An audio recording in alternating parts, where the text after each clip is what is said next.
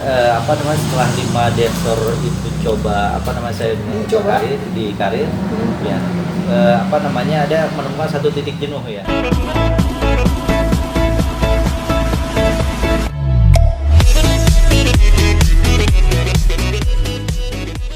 Ya. Halo kawan bisnis, kali ini kita bertemu lagi di channel bisnis banten.com dengan konten bincang-bincang bisnis. Kali ini kita akan menghadirkan salah satu pengusaha multi talenta, Pak Iwan, namanya cukup singkat Pak Iwan. Jadi nanti kita akan mengupas tuntas bagaimana perjalanan usahanya dari awal sampai saat ini. Seperti mungkin info awal bahwa Pak Iwan ini sebelumnya adalah manajer di salah satu brand di brand ternama untuk supermarket, dan kenapa beliau resign dan sebagainya nanti, dan fokus mengembangkan usaha nanti kita akan kulik. Selamat siang Pak Iwan. Siang, Bu Susi, apa kabar? Alhamdulillah sehat selalu ya Pak ya. Alhamdulillah sehat ya, Iya. semakin langsing sayanya. Semakin langsung ya Pak ya. Ya Pak, kita pengen tahu nih Pak, kenapa sih Bapak memutuskan untuk bisnis, padahal yang saya tahu waktu saya masih di media sebelumnya bahwa Bapak punya posisi yang bagus dan penjualannya, terus karir Bapak juga bagus, dapat penghargaan segala macam. Kenapa akhirnya memilih untuk menjadi wirausaha?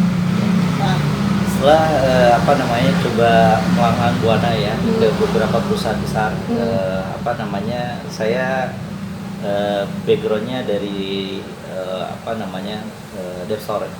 Saya udah ada 5 Depsor ternama yang gitu. apa ya, cukup ternama, udah saya coba apa namanya join dan mengembangkan karir di sana. So far banyak hal yang apa namanya bisa apa namanya bisa kita raih, baik ilmu, pengalaman dan sebagainya, networking dan sebagainya. Cuman apa namanya, setelah 5 Depsor itu coba, apa namanya, saya di karir, ya, apa namanya, ada menemukan satu titik jenuh ya. Ya, karena dari perusahaan A ke perusahaan B ke perusahaan C, dan apa namanya, terakhir di salah satu perusahaan itu saya handle apa namanya 22 cabang gitu. Nah, cabang padahal kan itu udah enak banget kan Pak. Betul. Secara apa namanya, secara positioning, kemudian secara apa namanya, income kita dapat sih udah cukup baik ya. Cuman dari situ saya masih ada yang apa namanya, yang menurut saya sih masih kurang, masih apa namanya, ada apa namanya, beberapa ide-ide yang nggak bisa dikembangkan ya, dengan apa namanya, dengan konteks kan apa namanya, di perusahaan itu kan semua ada aturan main.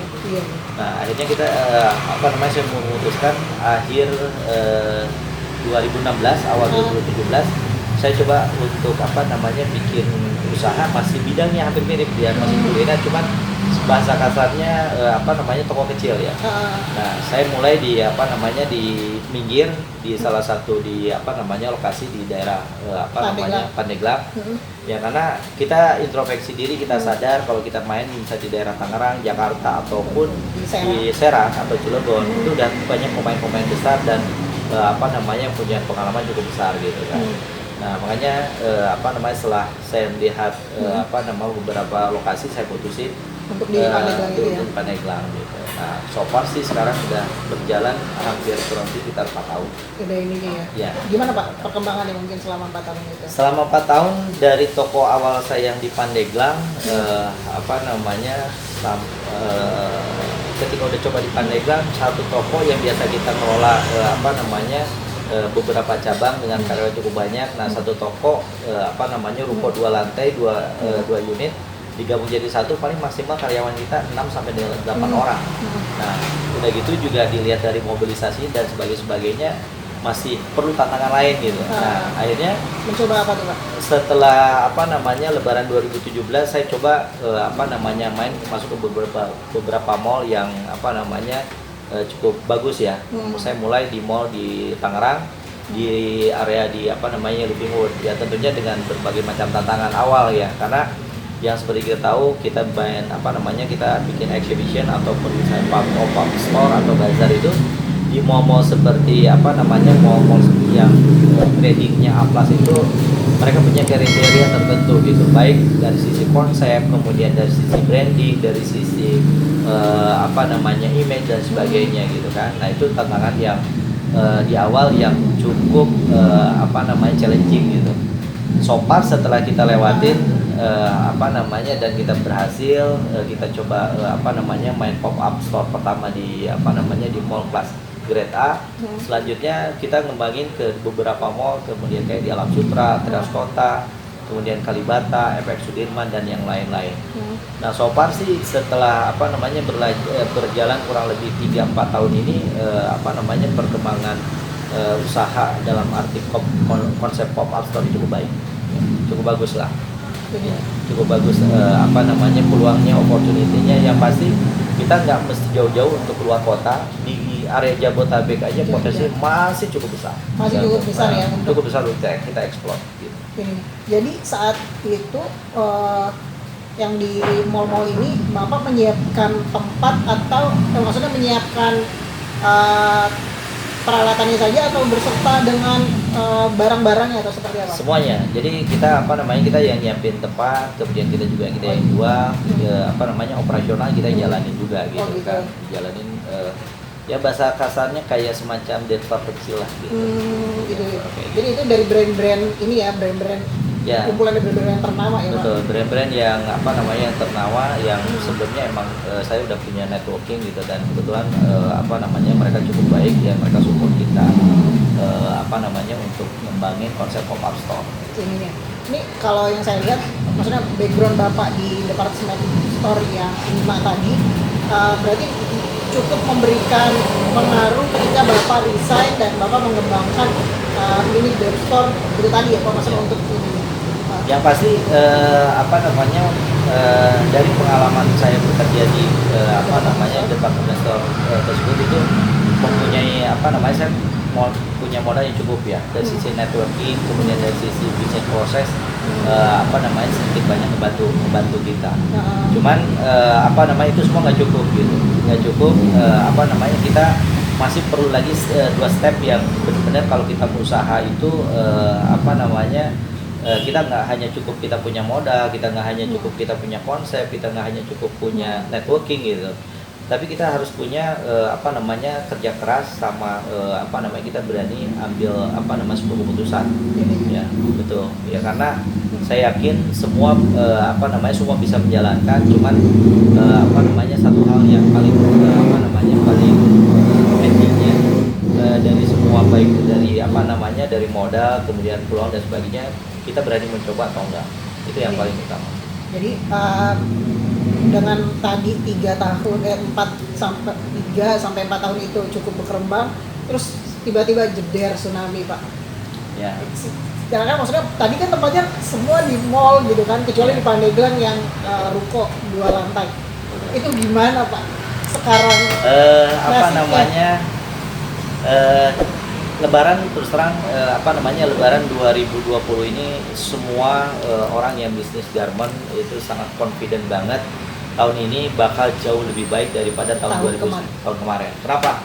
Karena tahun sekarang dari apa namanya tahun 2020 bukan tahun politik. Kemudian kalau kita bicara kebijakan maupun strategi pemerintah semua udah tinggal running gitu kan.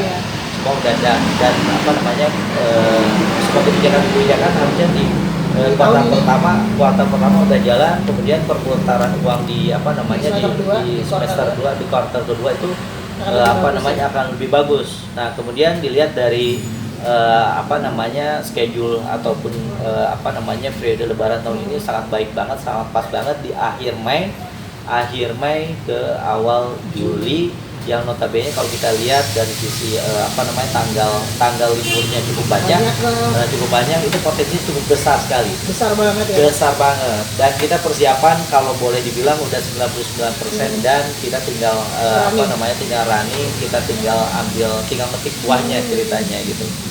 Cuman alhamdulillah apa namanya Allah bercerita lain, dan ini juga bukan hanya berdampak ke saya gitu. Ini dampak semua usaha ke semua live bisnis apa namanya dengan COVID ini dampaknya cukup masif lah, cukup masif. Cuman apa namanya, kalau kita lihat juga dari kebijakan apa namanya pemerintah baik penerapan PSBB dan sebagainya, yang awalnya kita kan periodenya 2 minggu, ternyata 2 minggu kali sekian gitu. Yang akhirnya lebarannya kita cuma 3 cerita gitu kan, toko mall gak ada yang buka ya kan, apa namanya barang-barang masih utuh di dalam apa namanya di dalam toko di beberapa mall. Ya kita lebaran tahun ini yang notabene-nya core bisnis apa namanya di garment atau misalnya di toko seperti apa namanya fashion, kontribusi lebaran itu 50 sampai dengan 60% ya dari setahun. Jadi Nah, benar-benar ya kalau boleh dibilang ini kayak banjir bandang ya, tanpa di planning, tanpa ada aba-aba, tanpa ada apa namanya tanda-tanda gitu kan, apa namanya meluluh lantakan semua planning yang udah ada. Cuman kita yakin ketika kita mau berpikir, kita apa namanya mau berusaha, apa namanya Allah pasti masih memberikan yang terbaik. Ya, dan saya salah satu yang apa namanya setelah kita berusaha dan kita coba peluang yang lain, akhirnya menemukan apa namanya satu konsep bisnis lagi yang walaupun secara basic saya nggak punya basic gitu. Iya. Akhirnya setelah tahu ini kayaknya pandemi belum tahu kapan kelarnya dan kepastian ekonomi juga tidak cenderung membaik sampai habis lebaran, akhirnya apa yang yang dilakukan biar kita tidak mungkin mengharapkan produk garment yang ibaratnya lagi tiara. Nah, akhirnya apa namanya saya berusaha cari peluang, saya baca apa namanya market, ya saya masuk apa namanya menyusurin daerah Serang, mulai dari Serang Barat ke Serang Timur. Saya tahu daerah Kelapa II, saya tahu daerah Kasemen, saya tahu ini ya dengan apa namanya dengan hikmah dari pandemik ini gitu kan. Ya kita apa namanya discuss dengan apa namanya teman-teman yang berjualan seperti pinggir jalan, kemudian saya lihat ke Pasar Rau, kemudian saya lihat ke apa namanya ke area terminal dan sebagainya. Nah setelah saya keliling kurang lebih 4 hari itu, saya tarik kesimpulan ternyata masih ada potensi bisnis yang masih bisa kita garap ataupun masih kita bisa hidup dengan kondisi pandemi sekarang. Jadi tidak semua ini ya Pak, tidak semua terdampak gitu ya, maksudnya tidak semua benar-bear tiarap ya. Betul. Mungkin terdampak sih masih apa namanya mereka juga terdampak, cuman enggak seperti yang bisnis formal.